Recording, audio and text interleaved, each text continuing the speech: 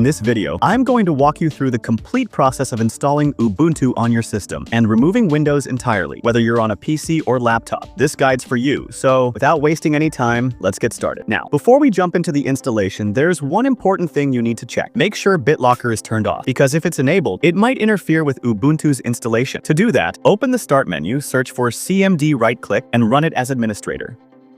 Then type this command, manage-bde status. Don't worry. All commands are listed in the description so you can easily copy and paste them. Once you press enter, check the protection status. If it says off, you're good to go. If it says on, just paste this command, manage-bde off. See, wait a moment. Then run the first command again to confirm it's now off. Once that's done, you can close the window. Next, open your browser and search for Ubuntu. Click the official link, that's ubuntu.com. On the home page, hover over the Download tab and click Ubuntu Desktop. Now you'll see two options. One is the LTS version or long-term support. This is the stable version most people prefer. The second is the latest release, packed with new features but updated more frequently. Pick the one that suits you, then scroll to System Requirements. Click Download, and the ISO file will begin downloading right away. While that's downloading, open a new tab and search for Rufus. Again, click the official site. Scroll a little and download the standard version. Once both files, Ubuntu and Rufus, are downloaded, close the browser. Open your file manager and head to the Downloads folder. Right-click on Rufus and select Run as Administrator. Insert a USB drive, at least 8 GB.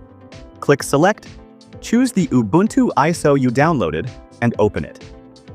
Now pause for a moment. We need to confirm your system's partition scheme, whether it's MBR or GPT.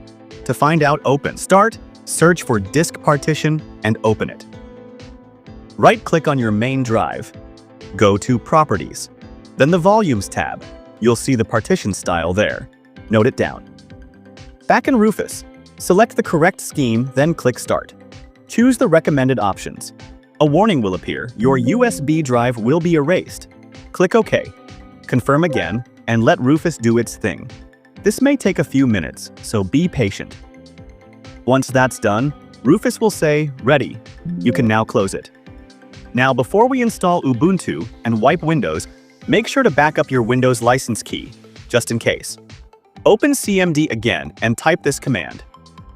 wmic path software licensing service get OA3X original product key. Copy that key, or take a screenshot. Keep it somewhere safe.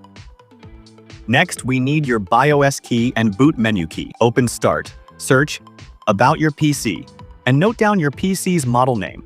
Now, Google your model followed by BIOS key and boot key. Note both of them. Restart your PC and keep pressing the BIOS key repeatedly. If it opens BIOS, great.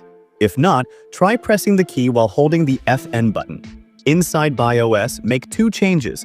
Disable Secure Boot, and if there's an option for boot from USB, make sure it's enabled.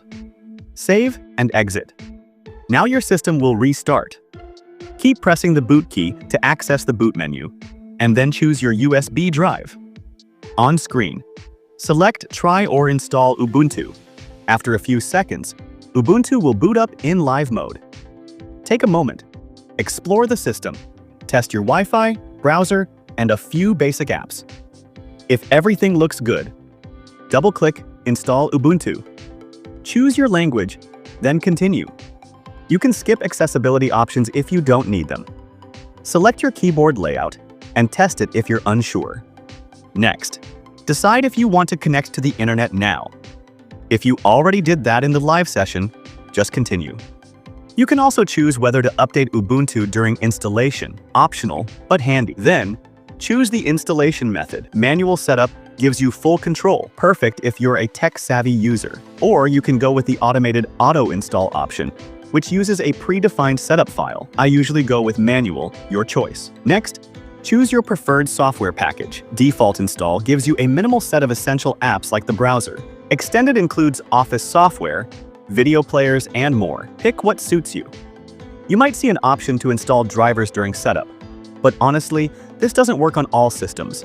I suggest installing drivers manually after the installation is done. When you reach disk setup, choose Erase Disk and install Ubuntu. Reminder, this will delete all data on your drive. Make sure you've backed up anything important. Then, create your username and password.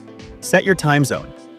Review all the installation settings and click Install. Now, just sit back. Ubuntu will start installing. This might take a little time, so grab a cup of tea and relax. Once it's done, you'll see a prompt to restart. Click it. When it asks, remove the USB drive and press Enter. After reboot, enter your password. You'll see Ubuntu's welcome screen and a brief feature tour. And that's it. Ubuntu is now fully installed and ready to go. If you found this guide helpful, don't forget to subscribe to the channel. More tech tutorials are on the way. Until then, take care.